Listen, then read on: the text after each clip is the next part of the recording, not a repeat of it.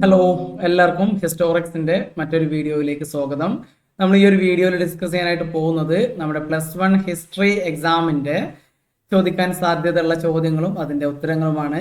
And ഇവിടെ നമ്മൾ ഇതിന്റെ പാർട്ട് 2 ആണ് ചെയ്യുന്നത്. ഇതിന്റെ പാർട്ട് 1ൽ നമ്മൾ ഒന്നാമത്തെ യൂണിറ്റ്, അതായത് ആദ്യകാല മനുഷ്യജീവിതം, ഏർലി ഹ്യൂമൻ ലൈഫ് എന്നുള്ള ആ ഒരു ഭാഗം ചർച്ച ചെയ്തിട്ടുണ്ട്. അതിന്റെ ചോദ്യങ്ങളും ഉത്തരങ്ങളും നമ്മൾ പറഞ്ഞിട്ടുണ്ട്. ഈ രണ്ടാമത്തെ പാർട്ടിൽ നമ്മൾ ചർച്ച ചെയ്യാനായിട്ട് പോകുന്നത് നമ്മുടെ രണ്ടാമത്തെ ചാപ്റ്റർ ആയിട്ടുള്ള റൈറ്റിംഗ് ആൻഡ് സിറ്റി ലൈഫ്, എഴുത്തും നഗരജീവിതവും എന്നുള്ള ആ ഒരു ചാപ്റ്റർ എന്നുള്ള ചോദ്യങ്ങളും ഉത്തരങ്ങളുമാണ്. സോ നമ്മൾ ഈ ഒരു ചാപ്റ്ററിനകത്ത് നമുക്കറിയാം, ഇതിൽ നമ്മൾ മെസപ്പൊട്ടേമിയൻ സിവിലൈസേഷൻ ആണ് പ്രധാനമായിട്ടും പറയുന്നത്. ആൻഡ് ഇവിടെ നമ്മൾ അറിഞ്ഞിരിക്കേണ്ട പ്രധാനപ്പെട്ട സംഗതികൾ പറഞ്ഞിട്ട് നമുക്ക് തുടങ്ങാം. ഒന്ന്, മെസപ്പൊട്ടേമിയ എന്നുള്ള വാക്ക് ഒറിജിൻ ചെയ്തിട്ടുള്ളത് രണ്ട് വാക്കുകളിൽ നിന്നാണ്. അതിലൊന്നാമത്തത് മെസോസ് എന്നുള്ളതാണ്. മെസോസ് എന്ന് വെച്ചാൽ അർത്ഥം എന്ന് പറയുന്നത്, മെസോസ് എന്ന് വെച്ചാൽ മിഡിൽ അല്ലെങ്കിൽ മദ്യം എന്നുള്ള അർത്ഥമാണ്. പൊട്ടാമസ് എന്ന് പറയുന്നതാണ് രണ്ടാമത്തെ വാക്ക്. പൊട്ടാമസ് എന്ന് വെച്ചാൽ അർത്ഥം എന്ന് പറയുന്നത് റിവർ അല്ലെങ്കിൽ നദി എന്നുള്ളതാണ്. സോ മെസപ്പൊട്ടേമിയ എന്ന് പറയുന്നത് ലാൻഡ് ബിറ്റ്വീൻ ടു റിവേഴ്സ്, രണ്ട് നദികൾക്ക് ഇടയിലുള്ള സ്ഥലം എന്നുള്ളതാണ് മെസപ്പൊട്ടേമിയ എന്നുള്ള വാക്കിന്റെ അർത്ഥം. അപ്പോൾ അത് നമ്മൾ ആദ്യമായിട്ട് അറിയണം. പിന്നെ അടുത്തൊരു സംഗതി എന്ന് പറയുന്നത്, മെസപ്പൊട്ടേമിയ എന്ന് പറയുന്നത് ഇന്നത്തെ ഇറാഖിലാണ് സ്ഥിതി ചെയ്യുന്നത്. ആൻഡ് രണ്ട് നദികൾക്കിടയിലുള്ള സ്ഥലമാണ് മെസപ്പൊട്ടേമിയ എന്ന് ഞാൻ പറഞ്ഞു. ആ രണ്ട് നദികൾ എന്ന് പറയുന്നത് ഒന്ന് യൂഫ്രട്ടീസ്, മറ്റേത് ടൈഗ്രീസ്. യൂഫ്രട്ടീസ്, ടൈഗ്രീസ് നദികൾക്കിടയിൽ സ്ഥിതി ചെയ്യുന്ന സ്ഥലമാണ് മെസപ്പൊട്ടേമിയ എന്ന് പറയുന്നത്. ഇനി ഈ യൂണിറ്റിൽ നമ്മൾ അറിഞ്ഞിരിക്കേണ്ട പ്രധാന സംഗതികൾ എന്ന് പറയുന്നത്, ഒന്ന് മെസപ്പൊട്ടേമിയയുടെ ജോഗ്രഫി, അവിടെ നോർത്ത് എന്തായിരുന്നു, നോർത്ത് ഈസ്റ്റ് എന്തായിരുന്നു, സൗത്ത് എന്തായിരുന്നു, ഈസ്റ്റ് എന്തായിരുന്നു തുടങ്ങിയിട്ടുള്ള അവിടുത്തെ ഒരു ഭൂമിശാസ്ത്രം എന്നത് എന്ത് ചെയ്യണം, നമ്മൾ അറിയണം. രണ്ടാമത്തത് മെസപ്പൊട്ടേമിയക്കാരുടെ സംഭാവനകൾ ഏതിലൊക്കെയാണ്. ഗണിതശാസ്ത്രത്തിൽ, മാത്സിൽ മെസപ്പൊട്ടേമിയക്കാർ നൽകിയിട്ടുള്ള സംഭാവനകൾ എന്തൊക്കെയാണ്. അതുപോലെ തന്നെ മെസപ്പൊട്ടേമിയക്കാർ ടൈം റെക്കണിങ്, അതായത് കാലഗണന, സമയം നോക്കുന്നതുമായിട്ട് ബന്ധപ്പെട്ട് മെസപ്പൊട്ടേമിയക്കാർ നൽകിയിട്ടുള്ള സംഭാവനകൾ എന്തൊക്കെയാണ്. പിന്നെ ഇവിടെ നമ്മൾ പഠിച്ചിരിക്കേണ്ട പ്രധാനപ്പെട്ട ഒരു സംഗതിയാണ് മെസപ്പൊട്ടേമിയയിലെ നഗരജീവിതം, സിറ്റി ലൈഫ് എന്ന് പറയുന്നത്. അതുപോലെ ടെമ്പിൾ എന്ന് പറയുന്നത് നമുക്ക് എല്ലാവർക്കും അറിയാം. ടെമ്പിൾ എന്ന് പറയുന്നത് അത് ആരാധനയുടെ കേന്ദ്രമാണ്. അതേസമയം മെസപ്പൊട്ടേമിയയിലെ ടെമ്പിൾസ് എന്ന് പറയുന്നത് ആരാധനയുടെ കേന്ദ്രം എന്നതിലപ്പുറം അവിടെയുള്ള ഒരുപാട് സാമ്പത്തിക പ്രവർത്തനങ്ങളുടെ കേന്ദ്രം കൂടിയായിരുന്നു മെസപ്പൊട്ടേമിയയുടെ ടെമ്പിൾസ് എന്ന് പറയുന്നത്. അപ്പോൾ അങ്ങനെയുള്ള സാമ്പത്തിക പ്രവർത്തനങ്ങൾ എന്തൊക്കെയായിരുന്നു. പിന്നെ മെസപ്പൊട്ടേമിയയിലെ എഴുത്ത് വിദ്യ, അവിടുത്തെ റൈറ്റിംഗ് സിസ്റ്റം എന്നുള്ളതാണ്. എഴുത്തിനെ സംബന്ധിച്ച് ക്യൂണിഫോം എന്തായിരുന്നു, എങ്ങനെയാണ് എഴുതിയിരുന്നത്, ക്ലേ ടാബ്ലറ്റിന്റെ ആ ഒരു രീതി എങ്ങനെയായിരുന്നു, ഇങ്ങനെ തുടങ്ങിയിട്ടുള്ളതൊക്കെ നമ്മൾ പഠിക്കണം. പലപ്പോഴും എസ്സേ ഒക്കെ വരുന്ന ടൈപ്പ് ചോദ്യമാണ്. പിന്നെ മാരി എന്ന് പറയുന്നത് മെസപ്പൊട്ടേമിയക്കാരുടെ ക്യാപിറ്റൽ സിറ്റി ആയിരുന്നു, അല്ലെങ്കിൽ തലസ്ഥാന നഗരി വരെ ആയിരുന്നു മാരി എന്ന് പറയുന്നത്. ആൻഡ് മാരി അതിൻ്റെ സവിശേഷതകളും നമുക്ക് പഠിക്കണം. ആൻഡ് ഇതെല്ലാം നമ്മളിങ്ങനെ മനസ്സിലാക്കി വരുന്നത് പഴയ വർഷങ്ങളിൽ ചോദിച്ചിട്ടുള്ള ക്വസ്റ്റ്യന്, പോയ വർഷങ്ങളിൽ പ്രീവിയസ് ഇയർ ക്വസ്റ്റ്യൻസിന്റെ അടിസ്ഥാനത്തിലാണ് നമ്മൾ ഈ ഒരു സെഷൻ ചെയ്യുന്നത്. നമ്മൾ ഇംഗ്ലീഷിലും മലയാളത്തിലും പറയും. അതുകൊണ്ട് തന്നെ നിങ്ങൾക്ക് രണ്ട് രീതിയിൽ അത് മനസ്സിലാക്കി വെക്കാനും പറ്റും. പിന്നെ ഇംഗ്ലീഷിൽ പറയുമ്പോൾ നമ്മൾ മലയാളത്തിൻ്റെ കൂടെ പറയും, അതിൻ്റെ മലയാളത്തിൽ വീണ്ടും പറയും. അപ്പോൾ സ്വാഭാവികമായിട്ടും നിങ്ങളുടെ ആ ഒരു ഓർമ്മശക്തി, അതല്ലെങ്കിൽ നിങ്ങൾക്ക് അത് കറക്റ്റായിട്ട് സ്റ്റോർ ചെയ്ത് വെക്കാനായിട്ട് പറ്റുമെന്നുള്ളതാണ്.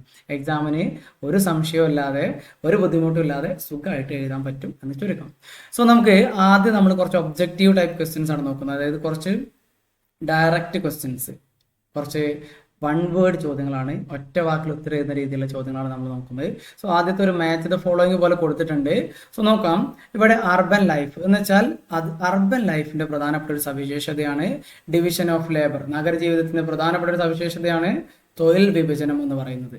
ദെൻ ക്യൂണിഫോം എന്നുള്ളത് അവരുടെ ലിപിയാണ്. ആ ക്യൂണിഫോം എന്ന വാക്കിന്റെ അർത്ഥം എന്താണ്, വെഡ്ജ് ഷേപ്പ്ഡ് എന്നുള്ളതാണ്. അതായത് മലയാളത്തിൽ ക്യൂണിഫോം എന്ന് വെച്ചാൽ ആപ്പിന്റെ ആകൃതി എന്നുള്ളതാണ്. ഇതൊക്കെ നമ്മൾ ഡീറ്റെയിൽ ആയിട്ട് പറയട്ടോ. പിന്നെ മെസപ്പൊട്ടേമിയൻ സൊസൈറ്റി, അല്ലെങ്കിൽ അവിടെ കുടുംബം എന്ന് പറയുന്നത് ന്യൂക്ലിയർ ഫാമിലി ആയിരുന്നു. മലയാളത്തിലേക്ക് വരികയാണെങ്കിൽ അണുകുടുംബം ആയിരുന്നു. ദെൻ ഗിൽഗാമേഷിനെ നമുക്ക് എല്ലാവർക്കും അറിയാം. ഗിൽഗാമേഷിന്റെ ഇതിഹാസം നിങ്ങൾ പഠിച്ചിട്ടുണ്ടായിരിക്കും. ഗിൽഗാമേഷിന്റെ ഇതിഹാസം നമ്മൾ കണ്ടെത്തിയിട്ടുള്ളത് ഉറൂക്കിലെ സിറ്റി വാളിൽ, അവിടുത്തെ നഗരമതിലാണ് നമ്മൾ കണ്ടെത്തിയിട്ടുള്ളത്. ഉറൂക്കിലെ രാജാവായിരുന്നു ആര്, ഗിൽഗാമേഷ് എന്ന് പറയുന്നത്. ഗിൽഗാമേഷിന്റെ ഇതിഹാസമാണ്. അദ്ദേഹം വളരെ നല്ലൊരു രാജാവായിരുന്നു. അതിൻ്റെ ഒരു ദിവസം അദ്ദേഹത്തിന്റെ ആത്മസുഹൃത്ത്, ഉറ്റ സുഹൃത്ത് മരണപ്പെട്ടു പോയപ്പോൾ അനശ്വരതയുടെ രഹസ്യം തേടിയിട്ട് അദ്ദേഹം പുറപ്പെടുകയാണ്. ഇനി ആരും മരിക്കാതിരിക്കാൻ വേണ്ടിയിട്ട് ഒരു മരുന്നും തേടി ഇറങ്ങി എന്ന് വിചാരിക്കുക. പക്ഷേ അദ്ദേഹത്തിന് അങ്ങനെ ഒരു മരുന്നൊന്നും കിട്ടുന്നില്ല. അങ്ങനെ സങ്കടത്തോടെ അദ്ദേഹം തിരിച്ചു വീണ്ടും ഉറുക്ക് നഗരത്തിലേക്ക് തന്നെ മടങ്ങി വന്നു. എന്നിട്ട് അവിടുത്തെ നഗരം അതിലൂടെ അങ്ങോട്ടും ഇങ്ങോട്ടൊക്കെ നടന്നു സമാധാനപ്പെടുത്താൻ വേണ്ടി ശ്രമിച്ചു എന്നുള്ളതാണ് ഗിൽഗാമേഷിന്റെ ഇതിഹാസം, അല്ലെങ്കിൽ ആ ഒരു കാവ്യത്തിലെ പരാമർശം എന്ന് പറയുന്നത്. ഗിൽഗാമേഷ് എന്ന് പറയുന്നത് ഉറുക്കിലെ റൂളർ ആയിരുന്നു. ഇനി നമുക്ക് കുറച്ച് ഒറ്റ വാക്കിൽ ആൻസർ എഴുതുന്ന മൾട്ടിപ്പിൾ ചോയ്സ് ക്വസ്റ്റ്യൻ നോക്കാം. Royal capital city of Mesopotamia. മെസ്സപ്പൊട്ടേമിയയുടെ തലസ്ഥാന നഗരി എന്ന് പറയാൻ പറ്റുന്നത് ഏത്? സുസ ആണോ, ഉറുക്ക് ആണോ, ഉർ ആണോ, മാരി ആണോ? ഇത്ര ആലോചിക്കാം. മെസ്സപ്പൊട്ടേമിയയുടെ തലസ്ഥാനം മാറിപ്പോവരുത്. ഓക്കെ, ഉർ ആണോ ഉറുക്ക് ആണോ എന്നൊന്നും വിചാരിച്ചിട്ട് മാറിപ്പോവാൻ പാടില്ല. മെസ്സപ്പൊട്ടേമിയയുടെ തലസ്ഥാനം എന്ന് പറയുന്നത് മാറിപ്പോവരുത്. അവരുടെ തലസ്ഥാനം ഏതാണ്? മാറി അല്ലെങ്കിൽ മാരിയാണ് അവരുടെ തലസ്ഥാനം, മെസ്സപ്പൊട്ടേമിയയുടെ തലസ്ഥാനം. സോ മാറിപ്പോരുതെന്ന് ആലോചിക്കുക, അവരുടെ തലസ്ഥാനം മാരിയാണ്. അടുത്തത്, Mesopotamia is now part of. ഇന്ന് ഏത് രാജ്യത്താണ് മെസ്സപ്പൊട്ടേമിയ? ഈജിപ്ത് ആണോ, ഇറാഖ് ആണോ, ഇറാൻ ആണോ, ടർക്കി ആണോ? നിങ്ങൾ ഇത്രയും ആലോചിക്കുക. നമ്മളടുത്ത് ഒരു പൊട്ടുന്ന ഗ്ലാസ് പാത്രമോ അല്ലെങ്കിൽ പൊട്ടുന്ന എന്തെങ്കിലും ബോട്ടിലോ എന്തെങ്കിലും ഉണ്ടെന്ന് വിചാരിക്കുക. അപ്പൊ നമ്മൾ വീട്ടിൽ കുറച്ച് കുട്ടികൾ വരികയാണെങ്കിൽ നമ്മൾ എന്ത് ചെയ്യും? കുട്ടികളെ എടുത്ത് പൊട്ടിക്കാതിരിക്കാൻ വേണ്ടി നമ്മൾ എവിടെ കയറ്റി വെക്കും? നമ്മൾ റാക്കിന്റെ മുകളിൽ കയറ്റി വെക്കും. Okay, Mesopotamia. Okay, Mesopotamia is in today's Iraq. എവിടെയാണ്? ഇറാഖിലാണ്. റാക്കിന്റെ മുകളിൽ കയറ്റി വെക്കുന്ന ആലോചിക്കാം. സോ മെസ്സപ്പൊട്ടേമിയ എവിടെയാണ്? ഇന്നത്തെ ഇറാഖിലാണ് സ്ഥിതി ചെയ്യുന്നത്. ദെൻ അടുത്തത്, the God of the steppe. Steppe എന്ന് പറയുന്നത് എന്താണ്? അവിടെ വടക്ക് ഭാഗത്ത് നോർത്തിലുണ്ടായിരുന്ന പുൽമേടുകളാണ് എന്ത് പറയുന്നത്? സ്റ്റെപ്പി എന്ന് പറയുന്നത്, അല്ലെ? പുൽമേടുകൾ, ഗ്രാസ് ലാൻഡ് ആണ് സ്റ്റെപ്പി എന്ന് പറയുന്നത്. ആൻഡ് ഈ സ്റ്റെപ്പിയിലെ ദൈവത്തിന്റെ പേരെന്താണ്? ഉട്നാപ്ഷിറ്റിം ആണോ, ഇനാനയാണോ, ഡേഗൺ ആണോ, മൂൺ ഗോഡ് ആണോ? സ്റ്റെപ്പിയിലെ ദൈവം എന്ന് പറയുന്നത് ദാറ്റ് ഈസ് ഡേഗൺ. ഡേഗൺ ആണ് സ്റ്റെപ്പിയിലെ ദൈവം എന്ന് പറയുന്നത്. നമ്മൾ കൂടുതൽ അതിനെ പറ്റി പറയും കേട്ടോ. ഇനാനനെ നിങ്ങൾക്ക് എല്ലാവർക്കും അറിയുന്നുണ്ടായിരിക്കും. ഇനാന എന്ന് പറയുന്നത് ഒരു ദേവിയാണ്, ഒരു ഗോഡസ് ആണ്. എന്തിന്റെ ഗോഡസ് ആണ്? ലവ് ആൻഡ് വാർ, അല്ലെങ്കിൽ വാർ ആൻഡ് ലവ്. യുദ്ധത്തിന്റെയും പ്രണയത്തിന്റെയും ദേവിയാണ് ആര്? ഇനാന എന്ന് പറയുന്നത്. ദെൻ വേറൊരു ചോദ്യം ഉള്ളത്, Gilgamesh is said to have ruled the city of. ഗിൽഗാമേഷിന്റെ നഗരം ഏതാണ്? അല്ലെങ്കിൽ ഗിൽഗാമേഷ് എവിടുത്തെ രാജാവായിരുന്നു? ഏത് സിറ്റിയിലെ ഭരണാധികാരിയായിരുന്നു ഗിൽഗാമേഷ്? ഉർ ആണോ, ഉറുക്ക് ആണോ, മാരി ആണോ, സുസ ആണോ? നേരത്തെ ഞാൻ പറഞ്ഞിട്ടുണ്ടായിരുന്നു, Gilgamesh was the ruler of Uruk. ഉറൂക്കിലെ ഭരണാധികാരിയായിരുന്നു ആര്? ഗിൽഗാമേഷ് എന്ന് പറയുന്നത്. ഇനി നമ്മൾ കുറച്ചുകൂടി ലെങ്തി ആൻസേഴ്സ് ഉള്ള ചോദ്യങ്ങളിലേക്ക് പോവാണ്. ആദ്യത്തെ ചോദ്യം നിങ്ങൾക്ക് കണ്ടിട്ട് മനസ്സിലായിട്ടുണ്ടായിരിക്കും എന്ന് വിചാരിക്കുന്നു. Geographical features of Mesopotamia. ഇത് മെസ്സപ്പൊട്ടേമിയയുടെ ജോഗ്രഫിക്കൽ ഫീച്ചർ, അതിന്റെ ഗ്രോത്തിൽ എങ്ങനെ സഹായിച്ചു. അടുത്തത് people's life and geography influence. ജോഗ്രഫിനെ സംബന്ധിച്ചാണ് അൾട്ടിമേറ്റ്ലി നമ്മൾ പറയേണ്ടത്. ദെൻ വീണ്ടും അടുത്ത ചോദ്യം, geographical features. In simple words, മെസ്സപ്പൊട്ടേമിയയുടെ ജോഗ്രഫി എന്ന് പറയുന്നത് വളരെ ഇമ്പോർട്ടന്റ് ആണ്. ജോഗ്രഫി പറയുമ്പോൾ അവിടുത്തെ പീപ്പിളിനെ പറ്റിയിട്ടും മറ്റു കാര്യങ്ങളും അവിടുത്തെ ഗ്രോത്തിനെ പറ്റിയിട്ട് നമുക്ക് പറയാനും കഴിയും. ഓക്കെ, അപ്പൊ നമുക്ക് എന്ത് ചെയ്യാം? ആദ്യത്തെ ചോദ്യം നോക്കാം, അതിന്റെ ഉത്തരം നോക്കാം. ആദ്യം നമുക്ക് പറയാനുള്ളത് മെസ്സപ്പൊട്ടേമിയയിലെ ഭൂമിശാസ്ത്രത്തിനെ പറ്റിയിട്ടാണ്.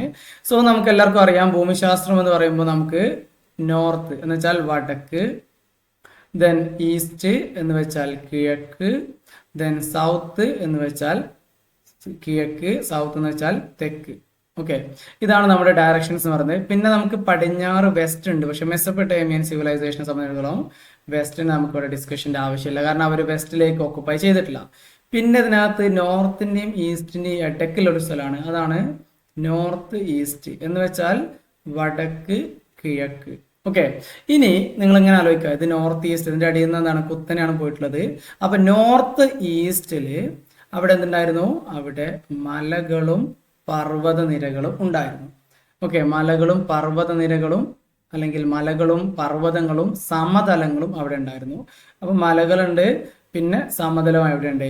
ഈ പറഞ്ഞ നോർത്ത് ഈസ്റ്റിലുണ്ട് പ്ലെയിൻസ് ആൻഡ് മൗണ്ടെയിൻ റേഞ്ചസ്, സമതലങ്ങളും പർവ്വത നിരകളും അവിടെ ഉണ്ട്. സ്വാഭാവികമായിട്ട് അവിടെ എന്തുണ്ടായിരിക്കും? അവിടെ ഇങ്ങനെയുള്ള കാർമേഘങ്ങളൊക്കെ ഇവിടുന്ന് പോവും, മല അതിനെ തടഞ്ഞു നിർത്തും. സ്വാഭാവികമായിട്ട് ഇവിടെ മഴ പെയ്യും, അല്ലെ? മഴ പെയ്ത് കഴിഞ്ഞാൽ പിന്നെ അവിടെ എന്ത് ചെയ്യാൻ പറ്റും? നമുക്ക് കൃഷി ചെയ്യാനായിട്ട് പറ്റും. സോ ഇവിടെ ഈ പറഞ്ഞ നോർത്ത് ഈസ്റ്റേൺ റീജിയണിൽ പ്രധാനമായിട്ടും പ്ലെയിനും മൗണ്ടെയിനുമാണ് ഉണ്ടായിരുന്നത്. അവിടെ ഇനഫ് റെയിൻഫാൾ ഉണ്ടായിരുന്നു. അവിടെ റെയിൻഫാൾ ഉള്ളത് കൊണ്ട് തന്നെ അവിടെ അഗ്രികൾച്ചർ ഉണ്ടായിരുന്നു. 7000 BC-ന്റെയും 6000 BC-ന്റെയും ഇടയിൽ എന്ത് ചെയ്തിട്ടുണ്ട്, അവിടെ കൃഷി ആരംഭിച്ചു എന്നുള്ളതാണ്. സോ അവിടുത്തെ ആൾക്കാരുടെ പ്രധാന തൊഴിൽ എന്ന് പറയുന്നത് കൃഷിയായിരുന്നു. പിന്നെ വടക്കാണ്. വടക്കിൽ സ്റ്റെപ്പി ഉണ്ടായിരുന്നു, ഞാൻ പറഞ്ഞു. സ്റ്റെപ്പി എന്ന് പറയുന്നത് ഗ്രാസ് ലാൻഡ് ആണ്. ആൻഡ് ഈ ഗ്രാസ് ലാൻഡ് ആയതുകൊണ്ട്, അവിടെ പുൽമേടുകൾ ആയതുകൊണ്ട് തന്നെ അവിടെ എന്ത് ചെയ്യാൻ പറ്റും, അവിടെ കന്നുകാലികളെ വളർത്താൻ പറ്റിയ സ്ഥലമാണ്. കന്നുകാലികൾക്ക് വളരെ കുശാലായിരിക്കും. അതുകൊണ്ട് തന്നെ ഈ ഗ്രാസ് ലാൻഡിൽ ആനിമൽ ഹെർഡിങ് എന്ന് വെച്ചാൽ കന്നുകാലി വളർത്തലായിരുന്നു ഇവരുടെ പ്രധാന തൊഴിൽ എന്ന് പറയുന്നത്. ദെൻ ഈസ്റ്റ്, കിഴക്കിലേക്ക് വരികയാണെങ്കിൽ ട്രിബ്യൂട്ടറീസ് ഓഫ് ടൈഗ്രീസ് എന്നുള്ളതാണ്. ടൈഗ്രീസ് നദിയുടെ പോഷക നദികൾ എവിടെ ഉണ്ടായിരുന്നു, ഈസ്റ്റിലുണ്ട്. നിങ്ങൾ ആരൊക്കെ ഈസ്റ്റിലേക്ക് ഈ ഒരു ഈൻ്റെ നിന്ന് എന്ത് ചെയ്യാണ്, ഒരുപാട് നദികൾ ഇങ്ങനെ ഒഴുകി പോകുകയാണെന്ന് വിചാരിക്കുക. സോ കിഴക്കിൽ ഒരുപാട് നദികൾ ഒഴുകി പോയിട്ടുണ്ടായിരുന്നു. കിഴക്കിൽ ഒരുപാട് നദികൾ ഒഴുകി പോയിട്ടുണ്ടായിരുന്നു. ആൻഡ് ഈ നദികളിലൂടെ അവരെന്ത് ചെയ്യും, സാധനങ്ങൾ കൊണ്ടുപോകും. ക്യാരി ഗുഡ്സ്, അതിൽ സാധനങ്ങൾ കൊണ്ടുപോകും. ചെറിയ ബോട്ടുകളിലും ചെങ്ങാടങ്ങളിലൊക്കെ ആക്കിയിട്ട് സാധനങ്ങൾ കൊണ്ടുപോകും. എവിടേക്ക് കൊണ്ടുപോവുക, ടു ദി ഇറാൻ റീജിയൻ, അതായത് ഇറാഖിന്റെ അടുത്ത പ്രദേശമാണ് ഇറാൻ എന്ന് പറയുന്നത്. സോ ഇറാൻ റീജിയനിലേക്ക് അവർ ഈ നദികളിലൂടെ സാധനങ്ങൾ കൊണ്ടുവരുന്നു. So they were basically traders. അവർ പ്രധാനമായിട്ടും കച്ചവടം നടത്തിയിരുന്ന ആൾക്കാരായിരുന്നു. പിന്നെ ലാസ്റ്റ് തെക്കിലേക്ക് വരികയാണെങ്കിൽ അവിടെ ഡെസേർട്ട് റീജിയൻ ആയിരുന്നു, അവിടെ മരുഭൂമി ആയിരുന്നു. പക്ഷേ അവിടെ നമ്മൾ പറയുന്ന പോലെ വരണ്ട് ഉണങ്ങി കിടക്കുന്ന മരുഭൂമി അല്ല. It was the alluvial soil deposited by Euphrates and Tigris. നമ്മൾ പറഞ്ഞു ഈ രണ്ട് പ്രധാന നദികൾ യൂഫ്രട്ടീസും ടൈഗ്രീസും, ഈ നദികൾ ഒഴുകി വരുമ്പോൾ എന്തെയും അലൂവിയൽ സോയിൽ കൊണ്ടുവരും. അതാണ് എക്കൽ മണ്ണ് എന്ന് പറയുന്നത്. നല്ല ഫലഭൂഷ്ടിയുള്ള മണ്ണാണ്. ആൻഡ് ഈ അലൂവിയൽ സോയിൽ ഡെപ്പോസിറ്റ് ചെയ്തിട്ട് അത് ഫ്ലഡ് ഉണ്ടാകുന്ന സമയത്തൊക്കെ ഡെപ്പോസിറ്റ് ചെയ്യുന്ന അലൂവിയൽ സോയിലാണ് സൗത്തിലെ ഡെസേർട്ട് റീജിയൻ എന്ന് പറയുന്നത്. അതുകൊണ്ട് തന്നെ അത് കൃഷിക്ക് അനുകൂലമായിരുന്നു. ആൻഡ് ആദ്യത്തെ നഗരങ്ങളൊക്കെ ഉത്ഭവിച്ചു വരുന്നതും ഈ പറഞ്ഞ സദേൺ റീജിയണിൽ ആണ്. നമ്മൾ പറഞ്ഞിട്ടുണ്ട് ബാബിലോണിയ, അസീറിയ എന്നൊക്കെ പറഞ്ഞിട്ട് നിങ്ങൾ പഠിച്ചിട്ടുണ്ടായിരിക്കും. എന്തായാലും ഇങ്ങനെയുള്ള നഗരങ്ങളൊക്കെ ആദ്യമായിട്ട് ഉത്ഭവിച്ചു വരുന്നത് സൗത്തിലെ ഈ പറഞ്ഞ അലൂവിയൽ സോയിലാണ്. അപ്പൊ മലയാളത്തിലേക്ക് വരികയാണെങ്കിൽ വടക്ക് കിഴക്കിൽ സമതലങ്ങളും മലനിരകളും ഉണ്ടായിരുന്നു. മലനിരകളും സമതലങ്ങളും ഉള്ളത് കൊണ്ട് തന്നെ അവിടെ നല്ല മഴ ഉണ്ടായിരുന്നു. മഴ ഉള്ളത് കൊണ്ട് തന്നെ അവിടെ നല്ല കൃഷി ചെയ്തിരുന്നു എന്നുള്ളതാണ്. ദെൻ വടക്കിലേക്ക് വരികയാണെങ്കിൽ അവിടെ പുൽമേടുകൾ ഉണ്ടായിരുന്നു. ആ പുൽമേട് നമ്മൾ എന്ത് പേരിൽ അറിയപ്പെടും, സ്റ്റെപ്പി എന്ന പേരിൽ അറിയപ്പെടും. പുൽമേടുകൾ ആയതുകൊണ്ട് തന്നെ അവിടെ കന്നുകാലി വളർത്തലിന് വളരെ അനുകൂലമായിരുന്നു. അവിടുത്തെ ആൾക്കാർ പ്രധാനമായിട്ടും കന്നുകാലി വളർത്തുന്ന ആൾക്കാരായിരുന്നു. പിന്നെ കിഴക്കിലേക്ക് വരികയാണെങ്കിൽ കിഴക്കിൽ ഒരുപാട് നദികൾ ഒഴുകിപ്പോയിരുന്നു. ഏതിൻ്റെയാണ്, ഈ ടൈഗ്രീസിന്റെ പോഷക നദികളാണ് അവിടെ ഉണ്ടായിരുന്നത്. ഈ നദികളിലൂടെ അവർ സാധനങ്ങൾ ഇറാനിലേക്ക് കൊണ്ടുപോകുമായിരുന്നു. ദെൻ അടുത്തത് തെക്കിലേക്ക് വരികയാണെങ്കിൽ അവിടെ മരുഭൂമിയായിരുന്നു. എങ്ങനെയുള്ള മരുഭൂമിയാണ്, യൂഫ്രട്ടീസും ടൈഗ്രീസും നിക്ഷേപിക്കുന്ന എക്കൽ മണ്ണടിഞ്ഞു കൂടിയിട്ടുണ്ടായിട്ടുള്ള മരുഭൂമിയാണ്. ഫലഭൂഷ്ടമായിരുന്നു. ആദ്യകാല നഗരങ്ങളും എഴുത്തും ഒക്കെ വികസിച്ചു വന്നിട്ടുള്ളത് ഈ പറഞ്ഞ തെക്കിലെ മരുഭൂമിയിലാണ്. ദെൻ അടുത്ത ഒരു ചോദ്യം നോക്കാം. മെസ്സപ്പൊട്ടേമിയക്കാർക്ക് ടൈം റെക്കണിങ്ങിലും മാത്തമാറ്റിക്സിലും നേടിയിട്ടുള്ള അച്ചീവ്മെന്റ്സ് എന്തൊക്കെയാണ്? ദെൻ മെസ്സപ്പൊട്ടേമിയക്കാരുടെ ലെഗസി, അതിനകത്ത് പറയുന്നു ടൈം റെക്കണിങ്, മാത്തമാറ്റിക്സ്. മലയാളത്തിലേക്ക് വരികയാണെങ്കിൽ മെസ്സപ്പൊട്ടേമിയക്കാർ കണക്ക് കൂട്ടലിലും അതുപോലെ ഗണിതശാസ്ത്രം അല്ലെങ്കിൽ സമയ നോക്കുന്നതിലും സമയഗണനയിലും കാലഗണനയിലും ഗണിതശാസ്ത്രത്തിലും നേടിയിട്ടുള്ള നേട്ടങ്ങൾ. അതുപോലെ തന്നെ ഇവിടെ വീണ്ടും പറയുന്നുണ്ട് സമയം കണക്ക് കൂട്ടലും ഗണിതശാസ്ത്രപരവുമായിട്ടുള്ള അവരുടെ നേട്ടങ്ങൾ, അതിനെ നോക്കുക എന്നുള്ളതാണ്. സോ അതിലേക്ക് വരികയാണെങ്കിൽ സമയം നോക്കുന്നതുമായിട്ട് ബന്ധപ്പെട്ട് അവരുടെ പ്രധാനപ്പെട്ട നേട്ടങ്ങളാണ്. ഒന്ന്, നമുക്ക് എല്ലാവർക്കും അറിയുന്ന സംഗതിയാണ് അല്ലെ, നമ്മളൊരു വർഷത്തിനെ 12 മാസമാക്കി, ഒരു മാസത്തിനെ 4 ആഴ്ചകളാക്കി അല്ലെ, 28 ദിവസമാണ്. ഓക്കെ, 4 ആഴ്ചകളാക്കി, കുറച്ച് ബാക്കി 2-3 ദിവസം ഉണ്ടാവും. അത് അടുത്ത മാസം കൂടുമ്പോൾ മാത്രമേ അത് ഒരു ആഴ്ചയാവുന്നുള്ളൂ. എന്തായാലും ഒരു മാസത്തിനെ 4 ആഴ്ചയാക്കുന്നു. പിന്നെ ഒരു ദിവസത്തിന് നമുക്കും 24 മണിക്കൂർ തന്നെയാണ്. ദെൻ ഒരു മണിക്കൂറിന് 60 മിനിറ്റുമാണ്. അപ്പൊ ഇതൊക്കെ നമുക്കറിയുന്ന കാര്യമാണ്. ഇനി ഇത് എഴുതിയിട്ട് എന്ത് ചെയ്യാം, ഇത് മെസ്സപ്പൊട്ടേമിയക്കാർ കണ്ടെത്തിയിരുന്നു. പിന്നെ നമ്മുടെ ദിവസങ്ങൾ നമ്മൾ കണക്ക് കൂട്ടാറുള്ളത് ഭൂമി സൂര്യനെ ചുറ്റുന്നതിന്റെ അടിസ്ഥാനത്തിലാണ്. പക്ഷെ മെസ്സപ്പൊട്ടേമിയക്കാർ ഇന്നത്തെ അറബ് മാസമൊക്കെ നോക്കുന്ന പോലെ ചന്ദ്രൻ ഭൂമിയെ ചുറ്റുന്നതിന്റെ അടിസ്ഥാനത്തിലാണ് അവർ മാസങ്ങൾ കണക്കാക്കിയിരുന്നത്. ചന്ദ്രമാസമാണ് അവർ ഫോളോ ചെയ്തിരുന്നത്. പിന്നെ അതിനകത്ത് വരുന്നത് അവർക്ക് സോളാർ എക്ലിപ്സ് അതുപോലെ തന്നെ ലൂണാർ എക്ലിപ്സ് എന്ന് വെച്ചാൽ സൂര്യഗ്രഹണവും ചന്ദ്രഗ്രഹണവും ആർക്കറിയാമായിരുന്നു? മെസ്സപ്പൊട്ടേമിയക്കാർക്ക് അറിയാമായിരുന്നു. അവർ വളരെ കൃത്യമായിട്ട് ഇയറും മന്തും ഡേ ഒക്കെ വെച്ചിട്ട് അതിനെ റെക്കോർഡ് ചെയ്ത് വെച്ചിട്ടുണ്ടായിരുന്നു എന്നുള്ളതാണ്. പിന്നെ അവരുടെ മാത്തമാറ്റിക്സിൽ ഗണിതശാസ്ത്രത്തിലെ അവരുടെ പുരോഗതി നോക്കിക്കഴിഞ്ഞാൽ they prepared multiplication and division tables. ഗുണന ഹരണ പട്ടിക അവർ തയ്യാറാക്കി. Square and square root table എന്ന് വെച്ചാൽ വർഗമൂല പട്ടികകൾ അവർ തയ്യാറാക്കി. ടേബിൾ ഓഫ് കോമ്പൗണ്ട് ഇൻട്രസ്റ്റ് അതായത് കൂട്ടുപലിശ പട്ടികകളും അവർ തയ്യാറാക്കി. ഓക്കെ, അപ്പൊ ഇത് അവരുടെ മാത്തമാറ്റിക്സിലെ പ്രധാനപ്പെട്ട സംഭാവനകളാണ്. അവർ ഗുണനപ്പട്ടിക, ഹരണപ്പട്ടിക, വർഗപ്പട്ടിക, വർഗമൂല പട്ടിക, കൂട്ടുപലിശ പട്ടികയൊക്കെ അവർ തയ്യാറാക്കി. അപ്പൊ ഇങ്ങനെ മാത്തമാറ്റിക്സും അതുപോലെയുള്ള ഈ പറഞ്ഞ സമയക്രമമൊക്കെ അവർക്ക് മനസ്സിലാക്കാൻ പറ്റിയത് എന്താണ്? അവരുടെ എഴുത്തിലും വായനയിലും ഒക്കെ ഉള്ള വളർച്ച, അറിവുണ്ടായതിന്റെ ഭാഗമായിട്ട് അവർക്ക് നേടിയിട്ടുള്ള കഴിവുകളാണ്. ഇനി മലയാളത്തിൽ പറയുകയാണെങ്കിൽ മെസൊപ്പൊട്ടേമിയക്കാർക്ക് ഞാൻ നേരത്തെ പറഞ്ഞു ഗുണനഹരണ പട്ടികകൾ ഉണ്ടായിരുന്നു, അതിന് വർഗമൂല പട്ടികകൾ ഉണ്ടായിരുന്നു, കൂട്ടുപലിശ പട്ടികകളും ഉണ്ടായിരുന്നു. ഒരു വർഷത്തെ 12 മാസങ്ങളാക്കി, ഒരു മാസത്തെ 4 ആഴ്ചകളാക്കി, ഒരു ദിവസത്തെ 24 മണിക്കൂറാക്കി, ഒരു മണിക്കൂറിനെ 60 മിനിറ്റായി തിരിച്ചു. അവർ ഈ പറഞ്ഞ ദിവസങ്ങളൊക്കെ കണക്കുകൂട്ടിയിരുന്നത് ചന്ദ്രന്റെ ഭൂമിയുടെ ചുറ്റും പ്രദക്ഷിണം ചെയ്യുന്നതിന്റെ അടിസ്ഥാനത്തിലായിരുന്നു, അല്ലെങ്കിൽ ചന്ദ്രന്റെ ചലനത്തിനെ അടിസ്ഥാനപ്പെടുത്തിയിട്ടായിരുന്നു. ഇനി അവർക്ക് സൂര്യഗ്രഹണവും ചന്ദ്രഗ്രഹണവും ഒക്കെ അവർക്ക് അറിയാമായിരുന്നു, വളരെ കൃത്യമായിട്ട് അതിനെ രേഖപ്പെടുത്തി വെച്ചിട്ടുണ്ട്. ഇതൊക്കെ അവർ നേടിയത് എങ്ങനെയാണ്? അവരുടെ എഴുത്ത് വിദ്യയുടെ വളർച്ചയുടെ അടിസ്ഥാനത്തിലാണ്. ഇത്രയും ക്ലിയർ ആണോ? അങ്ങനെയാണെങ്കിൽ നമുക്ക് എന്ത് ചെയ്യാൻ പറ്റും? അടുത്ത ചോദ്യം നോക്കാം. മെസൊപ്പൊട്ടേമിയക്കാരുടെ നഗര ജീവിതം, സിറ്റി ലൈഫിനെ സംബന്ധിച്ചാണ് അടുത്ത ചോദ്യം എന്ന് പറയുന്നത്. സോ ഈ ഒരു സിറ്റി ലൈഫിലേക്ക് വരികയാണെങ്കിൽ അവിടെ പ്രധാനമായിട്ടും സമ്പത്തിന്റെ ഡിസ്ട്രിബ്യൂഷൻ എന്ന് വെച്ചാൽ അവിടെയുള്ള സമൂഹത്തിൽ A small section of society had A major share of wealth. സമൂഹത്തിലെ ചെറിയൊരു വിഭാഗം ആൾക്കാരുടെ കയ്യിലായിരുന്നു വലിയ വിഭാഗം സ്വത്തും എന്ന് പറയുന്നത്. ആൻഡ് വലിയ വിഭാഗം ആൾക്കാരും സ്വത്ത് വളരെ കുറച്ചുള്ള ആൾക്കാരായിരുന്നു, സമ്പത്ത് കുറച്ചുള്ള ആൾക്കാരായിരുന്നു. ഫാമിലി എങ്ങനെയായിരുന്നു? അവിടെ ന്യൂക്ലിയർ ഫാമിലിയാണ് ഉണ്ടായിരുന്നത്. ആൻഡ് ന്യൂക്ലിയർ ഫാമിലി ആണെങ്കിലും കല്യാണം കഴിച്ചിട്ടുള്ള married son and his family often lived with his parents. കല്യാണം കഴിഞ്ഞിട്ടുള്ള മകന് പലപ്പോഴും അമ്മയുടെയും അച്ഛൻ്റെയും കൂടെ താമസിക്കാറും ഉണ്ടായിരുന്നു.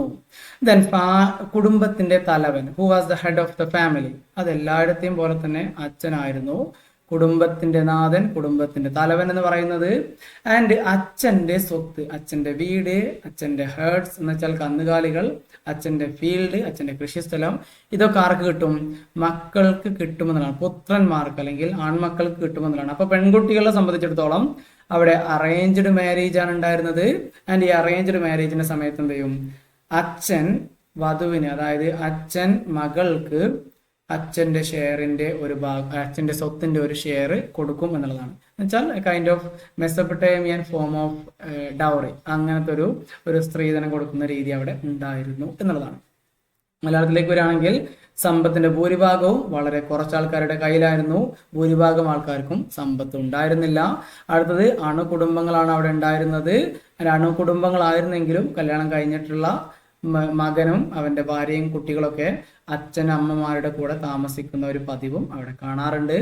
ദെൻ കുടുംബത്തിന്റെ നാഥൻ എന്ന് പറയുന്നത് അച്ഛനായിരുന്നു. അച്ഛന്റെ സ്വത്ത്, കുടുംബ വീട്, പശുക്കൾ, കൃഷിഭൂമി, ഇതൊക്കെ ആർക്ക് കിട്ടും? പുത്രന്മാർക്ക് കിട്ടുമായിരുന്നു. വിവാഹം എന്ന് പറയുന്നത് മാതാപിതാക്കന്മാരുടെ സമ്മതത്തോടെ ഉള്ള അറേഞ്ച്ഡ് മാരേജ് ആണ് അവിടെ ഉണ്ടായിരുന്നത്. വിവാഹ സമയത്ത് അച്ഛൻ മകൾക്ക് പൈതൃക സ്വത്തിന്റെ ഒരു പങ്ക് കൊടുക്കുമായിരുന്നു. ഇനി അടുത്ത ചോദ്യം എന്ന് വെച്ചാല് മെസൊപ്പൊട്ടേമിയയിലെ ക്ഷേത്രങ്ങൾ എന്ന് പറയുന്നത് അത് ഒരുപാട് സാമ്പത്തിക പ്രവർത്തനങ്ങൾ ചെയ്തിരുന്നു. അപ്പൊ അതിൽ നിന്നൊരു 4 പറയുക എന്നുള്ളതാണ്. അപ്പൊ നമുക്ക് എങ്ങനെ തുടങ്ങാം?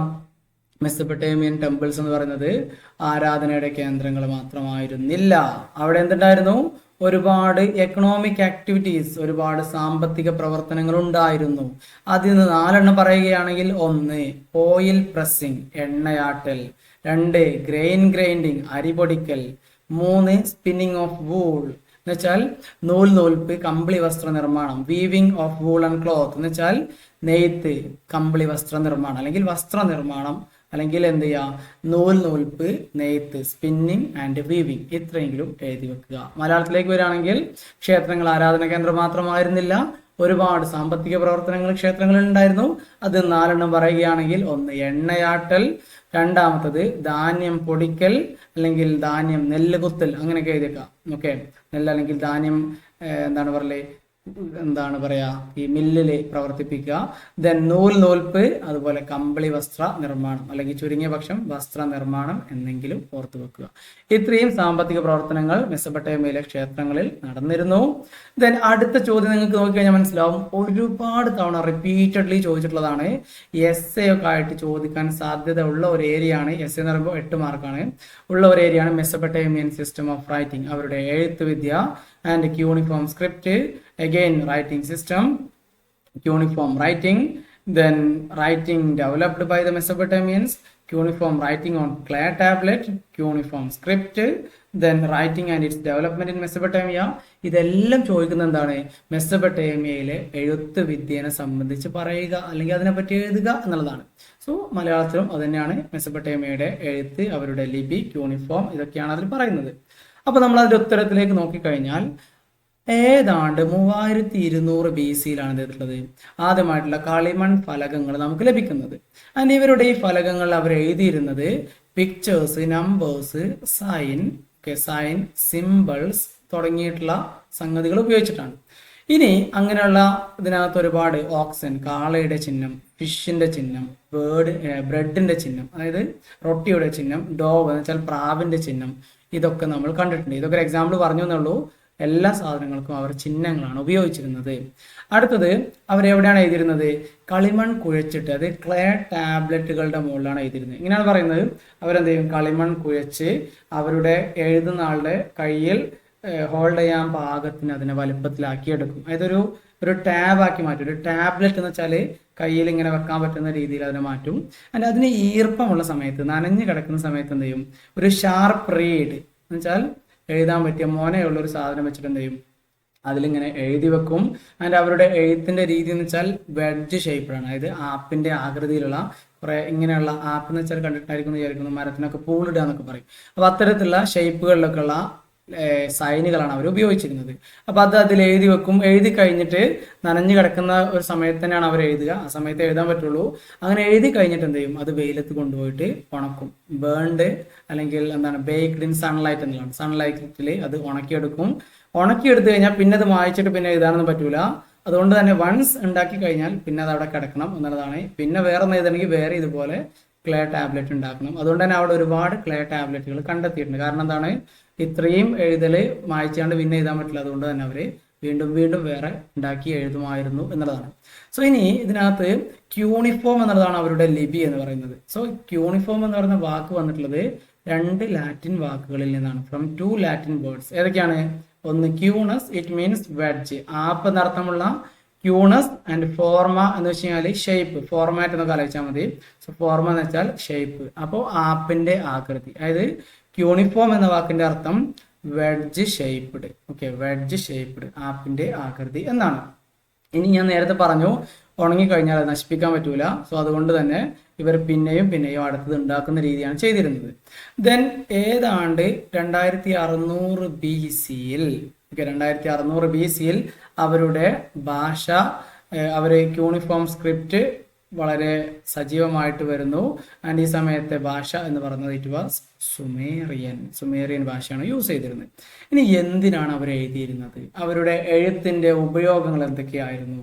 ഒന്ന്, റെക്കോർഡുകൾ സൂക്ഷിക്കാൻ, ടു കീപ് റെക്കോർഡ്സ്. 2, ലാൻഡ് ഡോക്യുമെന്റിന് എന്ത് ചെയ്യണം, അല്ലെങ്കിൽ ലാൻഡ് ട്രാൻസ്ഫറിന് ലീഗൽ വാലിഡിറ്റി കൊടുക്കണം. So to keep land documents.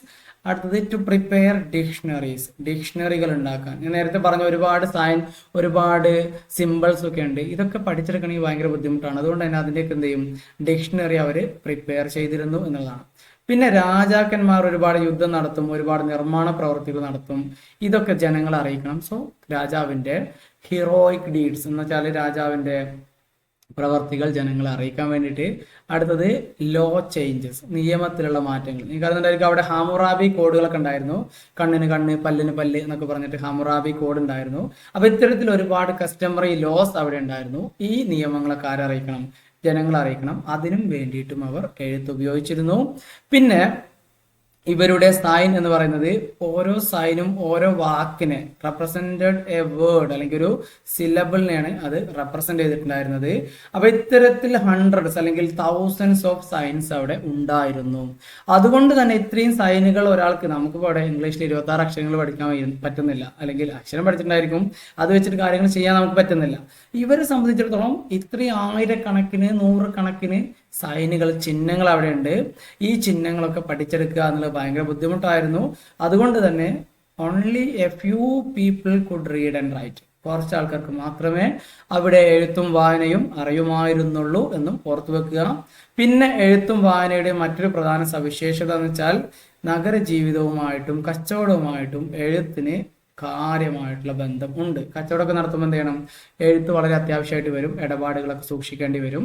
And എഴുത്തും വായനയും ഒക്കെ അറിയുന്ന ഒരു സമൂഹമായിരുന്നു മെസൊപ്പൊട്ടേമിയക്കാർ എന്നുള്ളത് കൊണ്ട് തന്നെ it is showing their cultural superiority, അവരുടെ സംസ്കാരത്തിന്റെ ഒരു മേന്മയും വിളിച്ചോതുന്നതാണ് അവരുടെ എഴുത്തും വായന. എഴുത്തും വായനയൊക്കെയുള്ള ഒരു പുരോഗമന സമൂഹത്തിന്റെ ലക്ഷണമാണ്. അതുകൊണ്ട് തന്നെ അതൊരു പുരോഗമന സമൂഹമായിരുന്നു എന്ന് നമുക്ക് അത് ബന്ധപ്പെട്ട് പറയാൻ പറ്റും.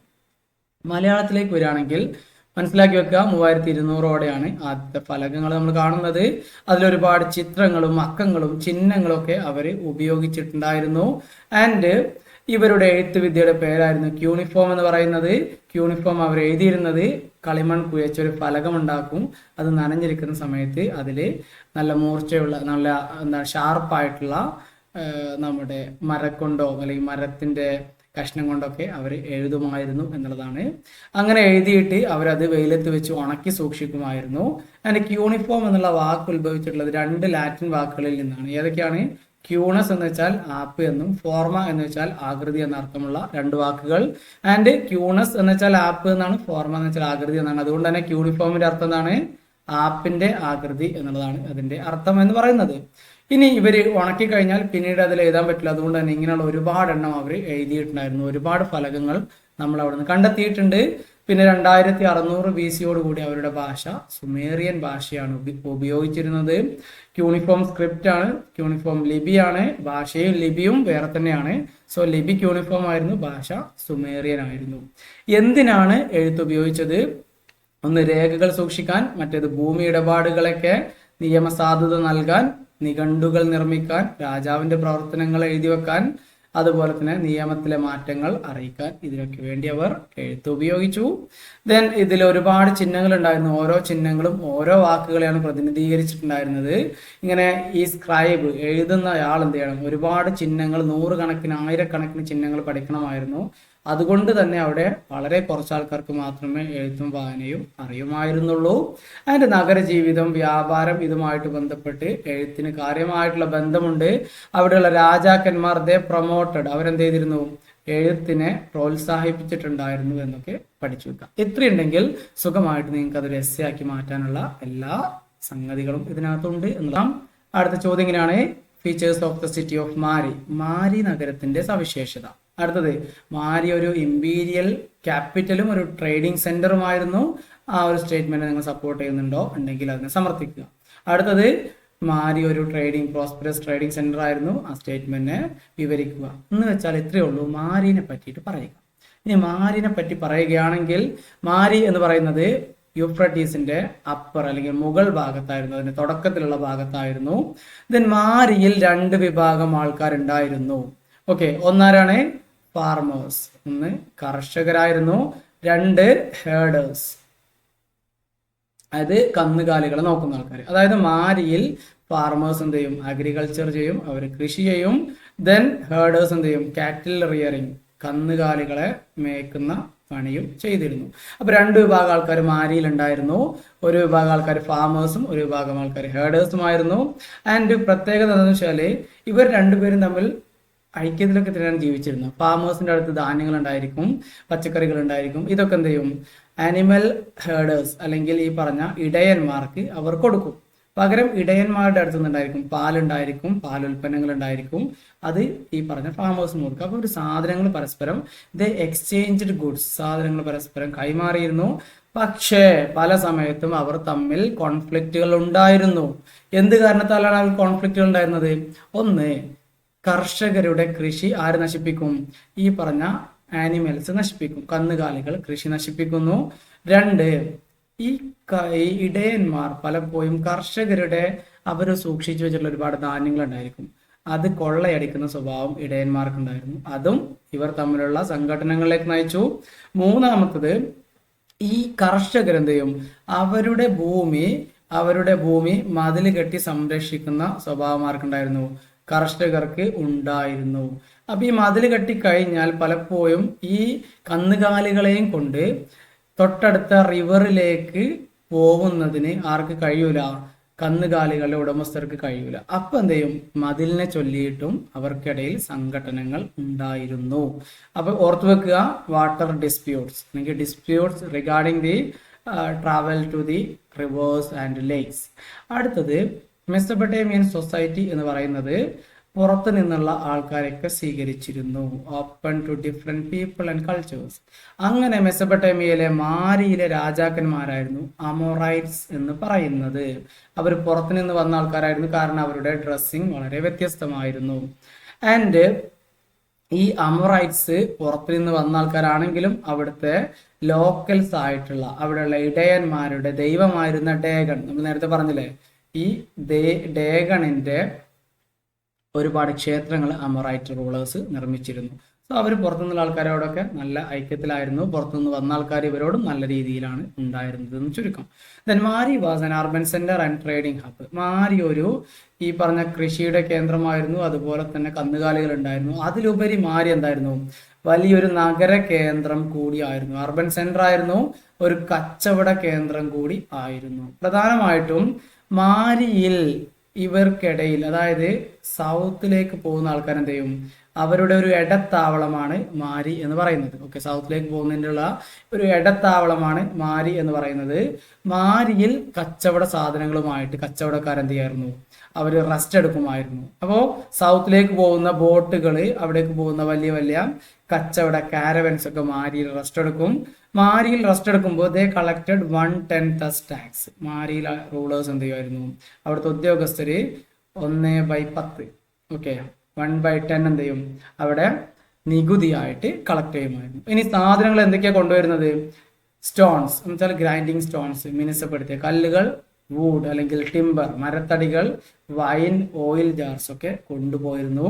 അതുപോലെ തന്നെ ബാർലി, കോപ്പർ, ടിൻ, ബ്രോൺസ് ഇതൊക്കെ കച്ചവടം നടത്തിയിരുന്നു. ഇനി മാരി militarily, though Mari was not militarily strong, അത്ര ഭയങ്കര സൈനിക ശക്തിയൊന്നും ആയിരുന്നില്ല, പക്ഷേ മാരി വാസ് പ്രോസ്പെറസ്. മാരി എന്തായിരുന്നു, മാരി വളരെ സമ്പൽ സമൃദ്ധമായിരുന്നു എന്നുള്ളതും ഓർത്തു വെക്കുക. അപ്പോൾ ഇത്രയാണ് അതിനകത്ത് മാരിയെ സംബന്ധിച്ച് പറയാനായിട്ടുള്ളത്. മാരി യൂഫ്രട്ടീസ് നദിയുടെ മേൽഭാഗത്തായിരുന്നു. അതിന് വളരെ പുരോഗതി പ്രാപിച്ചിട്ടുള്ള ഒരു സ്ഥലമായിരുന്നു. അവിടെ കൃഷിയും മൃഗപരിപാലനവും ഉണ്ടായിരുന്നു. അവിടെ കർഷകരും കന്നുകാലി വളർത്തുന്ന ആൾക്കാരും ഉണ്ടായിരുന്നു. ഇവർ തമ്മിൽ സഹകരിച്ച് പ്രവർത്തിച്ചിരുന്നെങ്കിലും പലപ്പോഴും സംഘർഷങ്ങൾ ഉണ്ടായിരുന്നു. സംഘർഷത്തിന്റെ കാരണങ്ങൾ എന്ന് പറയുന്നത് കന്നുകാലികൾ കൃഷി നശിപ്പിക്കുന്നത്, അതുപോലെ തന്നെ ഈ ഇടയന്മാർ കൊള്ളയടിക്കും കർഷകരുടെ ധാന്യങ്ങള്.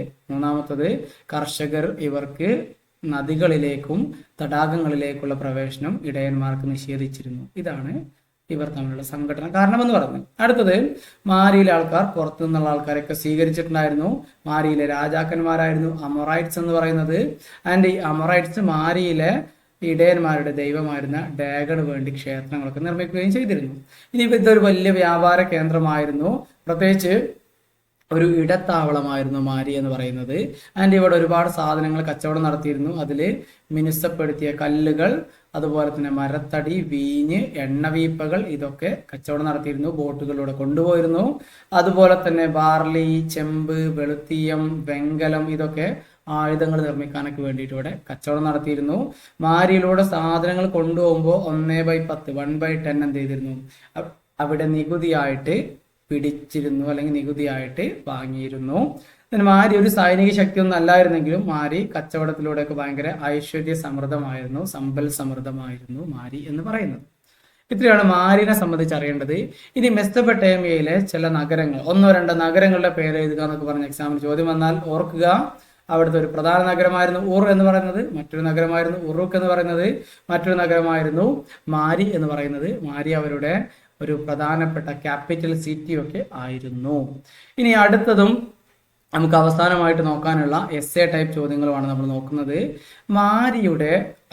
മെസ്സപ്പൊട്ടേമിയയുടെ അച്ചീവ്മെന്റ്സ്, അതിനകത്ത് ഇവരുടെ റൈറ്റിങ്ങിനെ സംബന്ധിച്ച് നമ്മൾ എഴുതണം എന്നുള്ളതാണ്. ഓക്കെ, സോ അവരുടെ റൈറ്റിങ്ങിനെ സംബന്ധിച്ച് എഴുതുകയാണെങ്കിൽ റൈറ്റിംഗ് എങ്ങനെ വളർന്നു വന്നു, എന്താണ് റൈറ്റിംഗ് സിസ്റ്റത്തിന്റെ പേര്, എത്ര ആൾക്കാർക്ക് ലിറ്ററസി ഉണ്ടായിരുന്നു, എഴുത്തിന്റെ ഉപയോഗങ്ങൾ എന്തായിരുന്നു, ഇതൊക്കെ പരിഗണിച്ച് നമ്മൾ എസ് എ എഴുതണം. ഒരു സെമിനാർ പേപ്പർ എന്നാണ് പറയുന്നത്. സോ 8 മാർക്ക് നമ്മൾ ഡീറ്റെയിൽ ആയിട്ട് എഴുതുക. പിന്നെ അടുത്തത് അഗെയിൻ റൈറ്റിംഗ് സിസ്റ്റത്തിനെ സംബന്ധിച്ച് അവരുടെ എഴുത്ത് വിദ്യനെ സംബന്ധിച്ചാണ് ചോദ്യം.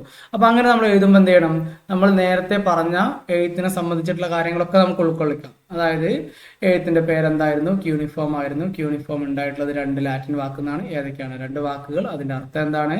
പിന്നെ കളിമണ്ണ് കുഴച്ചിട്ടാണ് എന്ത് ചെയ്തിട്ടുള്ളത്, അവർ ഫലകങ്ങൾ ഉണ്ടാക്കിയിരുന്നത്. ആ ഫലകം ഒരാളുടെ കയ്യിൽ ഹോൾഡ് ചെയ്യാൻ പാകത്തിന് ആക്കും. എന്നിട്ട് അതിൽ നനഞ്ഞിരിക്കുന്ന സമയത്ത് എഴുതും. എഴുതി കഴിഞ്ഞിട്ട് അത് വെയിലത്ത് വെച്ചിട്ട് ഉണക്കും. എഴുതാൻ വേണ്ടിയിട്ട് അവർ മരക്കമ്പ് പോലത്തെ കൂർത്ത മുനയുള്ള സാധനങ്ങൾ അവർ ഉപയോഗിച്ചിട്ടുണ്ടായിരുന്നു.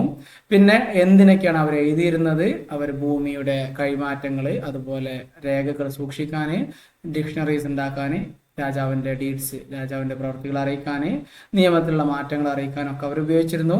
പിന്നെ അവർക്ക് സൈനുകളാണ് ഉണ്ടായിരുന്നത്. ഒരുപാട് സൈനുകൾ ഉണ്ടായിരുന്നു. എല്ലാം പഠിച്ചെടുക്കാനുള്ള ബുദ്ധിമുട്ടായിരുന്നു. അതുകൊണ്ട് തന്നെ കുറച്ച് ആൾക്കാർക്ക് മാത്രമേ എഴുത്തും വായന അറിയുമായിരുന്നുള്ളൂ. ദെൻ അവരുടെ എഴുത്തും അതുപോലെ കച്ചവടവും നഗരജീവിതമൊക്കെ തമ്മിൽ കാര്യമായ ബന്ധമുണ്ട്. എഴുത്തൊക്കെ ഉള്ളത് കൊണ്ട് തന്നെ അവരൊരു പുരോഗമിച്ച സമൂഹമായിരുന്നു എന്നൊക്കെ നമുക്ക് പറയാൻ പറ്റും. ദെൻ എഴുത്തുമായി ബന്ധപ്പെട്ട് അവർക്ക് സമയം കണ്ടെത്താനുള്ള പുരോഗമനങ്ങളൊക്കെ നേടിയിരുന്നു. അതുപോലെ തന്നെ ഗണിതശാസ്ത്രത്തിൽ ഒരുപാട് നേട്ടങ്ങൾ അവർ കൊയ്തിരുന്നു. ഇതൊക്കെ എഴുത്തിന്റെ സഹായത്തോടു കൂടി സാധ്യമായിട്ടുള്ളതാണ് എന്നും എസ് എ ടൈപ്പ് ക്വസ്റ്റ്യനിലൊക്കെ എഴുതി ചേർക്കാം. ദെൻ ടൈം കണ്ടെത്തുന്നതിൽ വർഷത്തിനെ 12 മാസമാക്കി, മാസത്തിനെ 4 ആഴ്ചയാക്കി, ദെൻ ഒരു ദിവസത്തിന് 24 മണിക്കൂറാക്കി, ആൻഡ് ഒരു മണിക്കൂറിനെ 60 മിനിറ്റ് ഒക്കെ ആക്കിയിട്ടുണ്ടായിരുന്നു. അവർക്ക് സോളാർ ലൂണാർ എക്ലിപ്സ് ഒക്കെ അറിയാമായിരുന്നു. അതുപോലെ തന്നെ ഒരു വർഷത്തിന് ഓരോ വർഷത്തിലെയും ഓരോ സമയത്തെയും ഈ ലൂണാർ സോളാർ എക്ലിപ്സ് ഒക്കെ അവർ കൃത്യമായി രേഖപ്പെടുത്തിയിട്ടുണ്ടായിരുന്നു, അതിന്റെ സമയങ്ങളൊക്കെ. ഇതെല്ലാം സാധ്യമായത് എഴുത്ത് വിദ്യയുടെ വളർച്ചയോട് കൂടിയിട്ടാണ്. സോ ഇത്രയും കാര്യങ്ങളാണ് ഈ ഒരു യൂണിറ്റിൽ നിന്ന് നിങ്ങൾ പ്രധാനമായിട്ടും പഠിച്ചിരിക്കേണ്ടത്. ഇത്രയും കാര്യങ്ങൾ നിങ്ങൾ പഠിച്ചിട്ടുണ്ടെങ്കിൽ ഒന്നും പേടിക്കേണ്ട ആവശ്യമില്ല. സുഖമായിട്ട് നിങ്ങൾക്ക് എന്ത് ചെയ്യാൻ പറ്റും, നല്ല മാർക്ക് എന്നല്ല, ഫുൾ മാർക്ക് തന്നെ വാങ്ങാനായിട്ട് പറ്റും എന്നുള്ളത് തന്നെയാണ് എനിക്കതിനകത്ത് പറയാനുള്ളത്. ദെൻ ഇവിടെ നമ്മൾ എന്ത് ചെയ്തു, എസ് എ ടൈപ്പ് ക്വസ്റ്റിനകത്തു നമ്മൾ ഡിസ്കസ് ചെയ്തു. എസ് എ എന്ന സമയത്ത് നിങ്ങൾ ചെറിയ ചെറിയ സബ് ഹെഡിങ് ഒക്കെ ആയിട്ട് എഴുതാൻ വേണ്ടി ശ്രമിക്കുക. വളരെ മനോഹരമായിട്ട് എഴുതാൻ ശ്രമിക്കുക. നല്ല പ്രധാനപ്പെട്ട ടേംസിനൊക്കെ അണ്ടർലൈൻ ഒക്കെ കൊടുത്തിട്ട് സൂപ്പറായിട്ട് എഴുതുക, നല്ല മാർക്ക് കിട്ടും. സോ ഇത്രയാണ് പറയാനുള്ളത്. ക്ലിയർ ആണെന്ന് വിചാരിക്കുന്നു. എന്തെങ്കിലും സംശയം ഉണ്ടെങ്കിൽ നിങ്ങൾ കമന്റിൽ പറഞ്ഞാൽ മതി, I will reply there. So എല്ലാവരും നന്നായിട്ട് പഠിക്കുക, നല്ല മാർക്ക് വാങ്ങുക. നമ്മൾ 3ാമത്തെ പാർട്ടുമായിട്ട് ഉടനെ വരുന്നതാണ്. എല്ലാവർക്കും താങ്ക് യു.